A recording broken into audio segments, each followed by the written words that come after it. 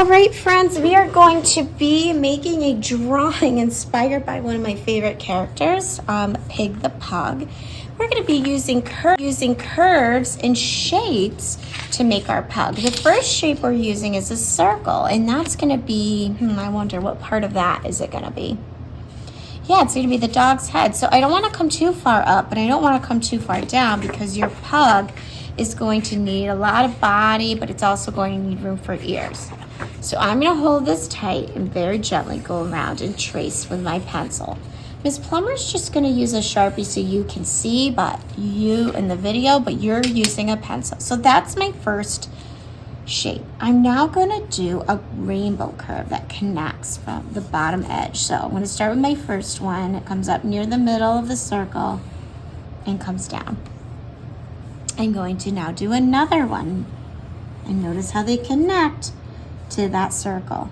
And then I'm going to do from that last one a little stretched out U like this with a line in the middle.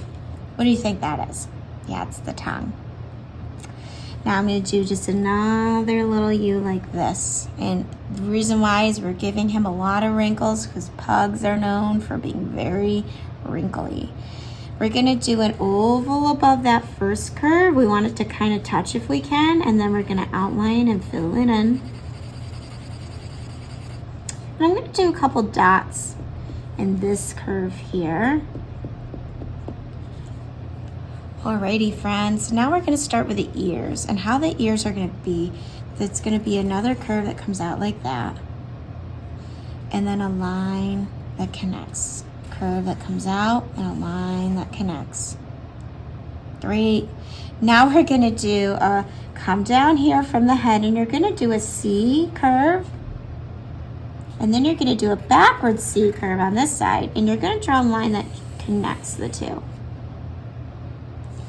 From that, we're going to do a curve that comes all the way down to the bottom of our paper on one side. This is his rolls.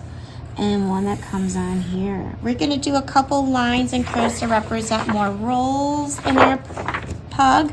So I'm going to do one here, a curved line, another one here, and then two more on this side that start from the edge and go towards the middle. Alrighty, friends, that is our pug drawing for now. I have not done the eyes because we're really going to exaggerate those eyes later on with some model magic, because look how big his eyes are in the story. So funny. All right, friends, we're going to talk about how to trace with Sharpie. And one of the most important things that you need to keep in mind when you're tracing with Sharpie is that you want to make sure you're taking your time, not rushing. Okay, the first artist done tracing is not always the best at tracing.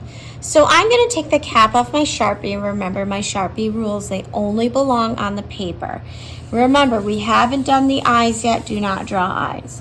I'm going to take that Sharpie and slow and steady, I'm going to go over all my pencil lines. I'm holding that Sharpie like it's a pencil, nice and slow, so that I don't have much of my pencil showing. So friends, they do that.